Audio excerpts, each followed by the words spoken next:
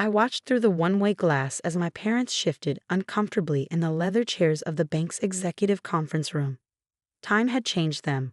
Father's hair now completely silver, mother's perfect posture slightly stooped.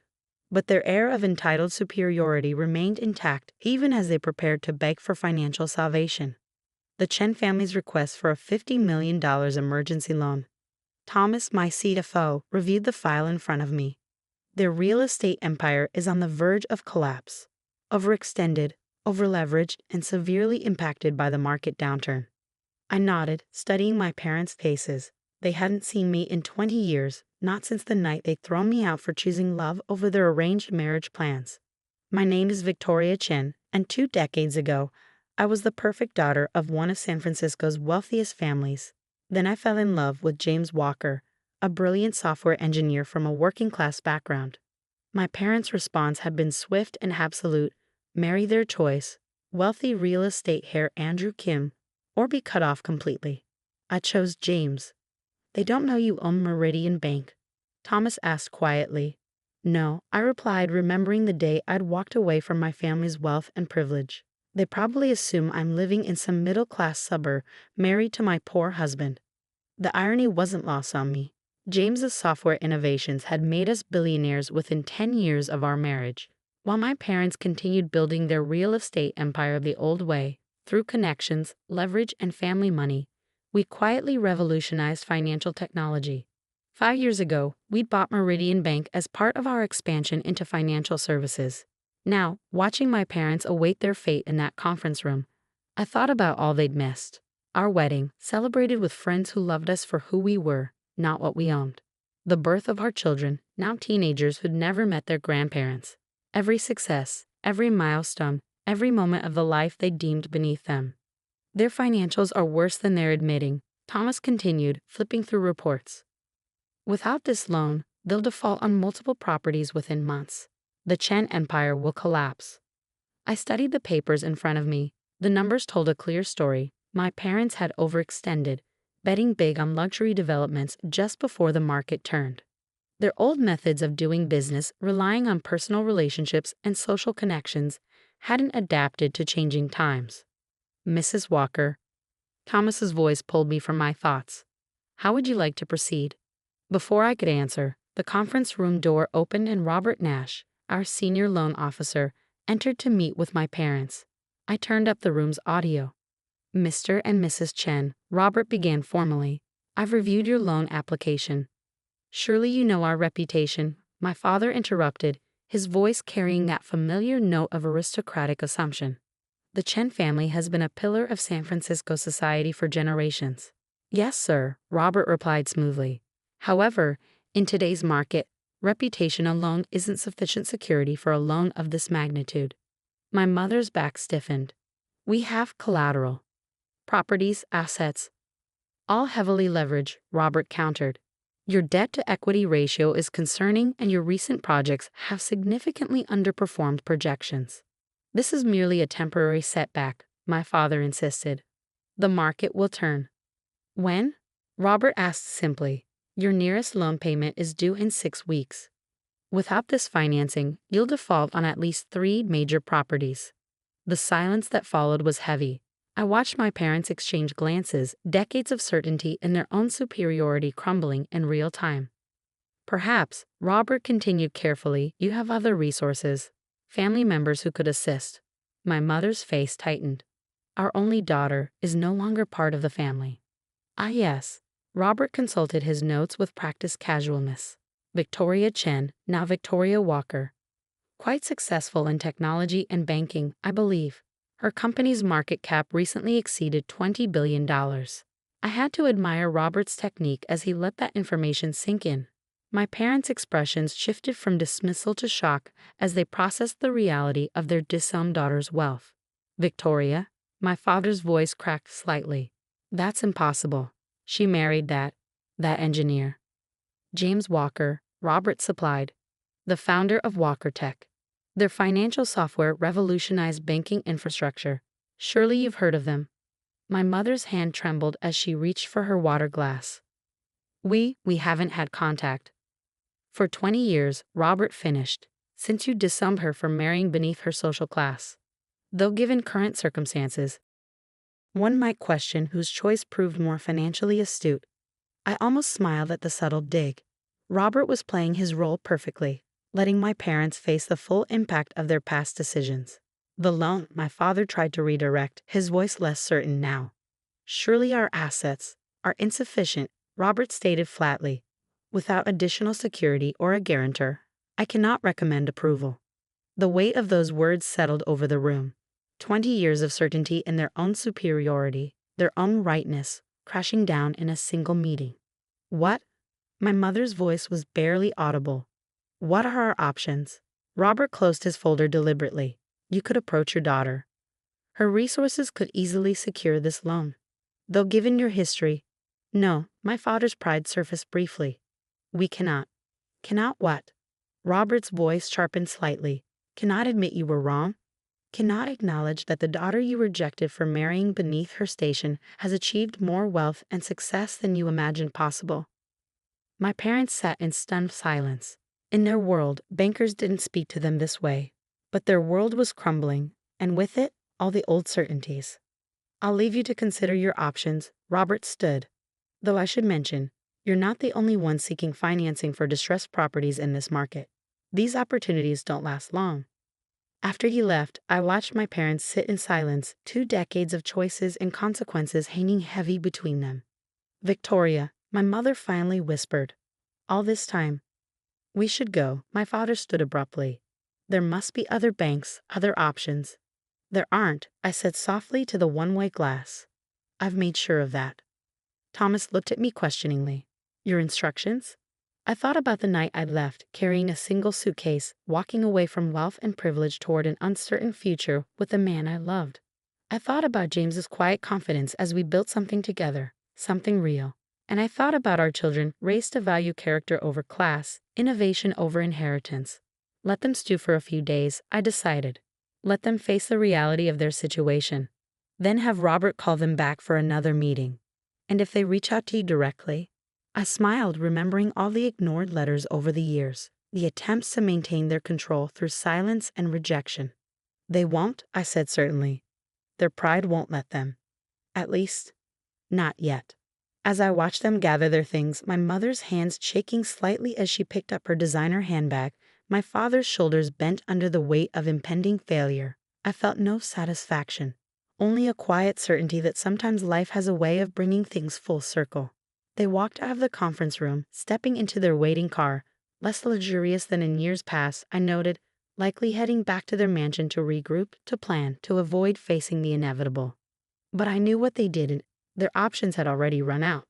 Every major bank in the city was either owned by us or partnered with us. Every potential investor had been quietly warned away. The empire they'd built on social status and old money was about to collapse, leaving them with only one possible salvation: the daughter they'd rejected for daring to choose her own path. Thomas gathered the papers, pausing at the door. The next meeting? 3 days, I decided. Let's see how they handle the wait. As I stood to leave, I caught my reflection in the glass. Successful, confident, self-made. Everything they'd feared I'd never be without their guidance and control. Oh, and Thomas, I added, make sure Robert mentions that Meridian Bank recently came under new ownership. Let them start wondering exactly who they're dealing with. 3 days stretched into 5 as my parents explored every possible alternative to facing their situation. Through our extensive network, I tracked their increasingly desperate attempts to secure financing elsewhere. Each inquiry met with polite but firm rejections. They've started selling assets, Thomas reported, setting a folder on my desk. Their vacation home in Aspen, 3 luxury cars, your mother's jewelry collection. I picked up the folder, studying recent photos of my childhood home. The perfectly manicured gardens looked slightly overgrown now, the grand facade showing signs of deferred maintenance. And the company? I asked, though I already knew the answer. Share price is falling. Contractors are demanding upfront payments. 3 major projects are at risk of complete shutdown. The Chen family empire, built over 3 generations, was crumbling in real time. And still my parents resisted the obvious solution. Then came the call we'd been waiting for. They've requested another meeting, Robert announced. but with one condition. They want to meet the bank's owner. I closed my eyes briefly, 20 years of memories washing over me. Set it up. Tomorrow, 10 a.m. That evening, I told James about the meeting. He listened quietly as he always did, his brilliant engineer's mind processing the implications. Are you sure about this? He asked finally. We could buy their properties through intermediaries, save their company without revealing yourself. I shook my head. No, they need to understand exactly how wrong they were. About you, about me, about everything they thought they knew about worth and value. He pulled me close, and I breathed in the familiar scent of the man they deemed unworthy of their daughter. Whatever you decide, he said softly, I'm with you, just like always.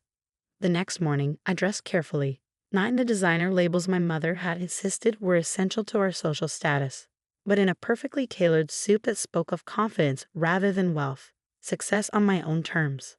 I'd arrived early, watching through the one-way glass as my parents were escorted into the conference room. They looked tired, the strain of impending financial ruin evident in their postures. Mrs. Walker. Thomas appeared at my side. They're ready. I took a deep breath. Let's finish this. The moment I walked into the conference room, time seemed to stop. My mother's hand flew to her throat, her face draining of color. My father half rose from his chair, sinking back as recognition hit him fully. Victoria, my mother whispered. Hello, mother. Father. I took my seat at the head of the table, noting how their eyes tracked my every movement. I believe you wanted to meet the owner of Meridian Bank. The silence that followed was deafening. 20 years of rejection, of pretending I didn't exist, shattered by the reality of their current situation. You, my father's voice cracked. You own the bank. Among other things, I kept my tone professional. Walker Tech, my husband's company, you remember James, the unsuitable engineer, has grown significantly since you last saw us. All this time, my mother's perfectly maintained facade cracked slightly. You've been successful? Yes, I opened their loan application. Unlike Chen Developments, which appears to be on the verge of collapse, my father's pride made one last attempt. We don't need. Yes, you do, I cut him off. You need $50 million immediately to avoid default.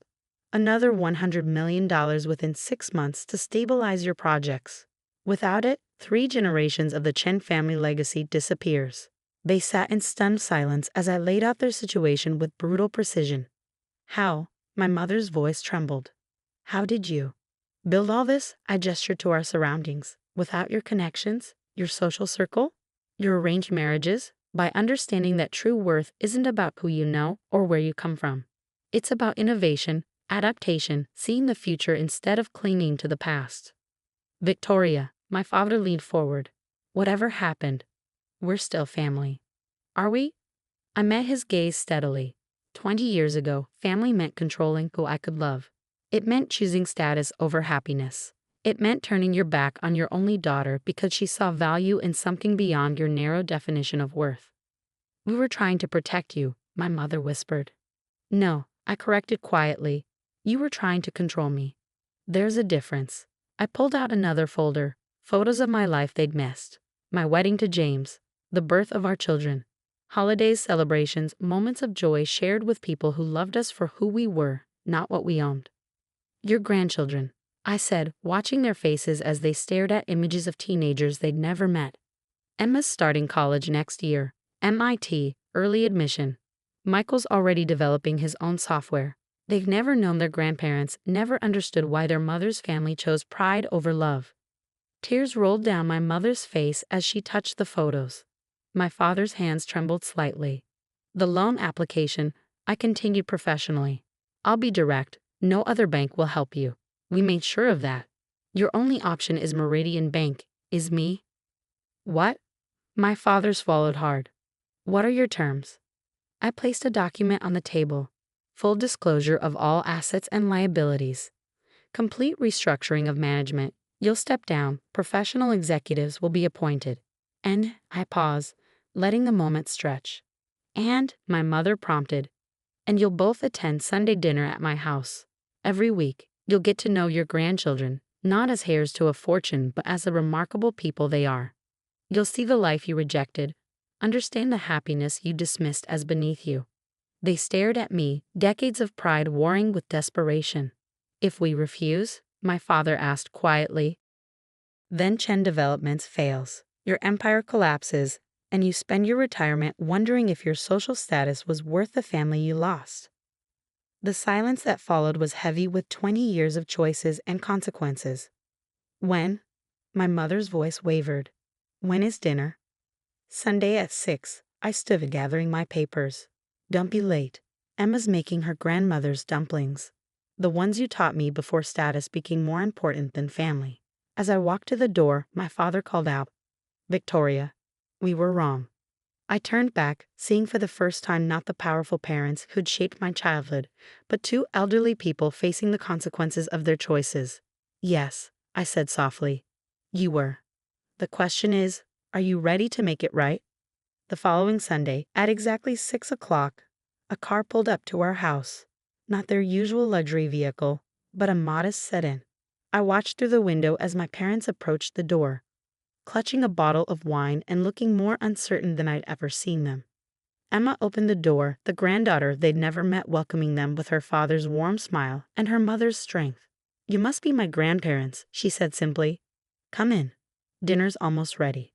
As they stepped into the home I'd built with the man they'd rejected, I saw them take in the success their narrow vision hadn't been able to imagine, not in designer labels or imported furniture, but in the patents framed on the walls, the prototypes of James's innovations, the awards for contributions to technology and finance.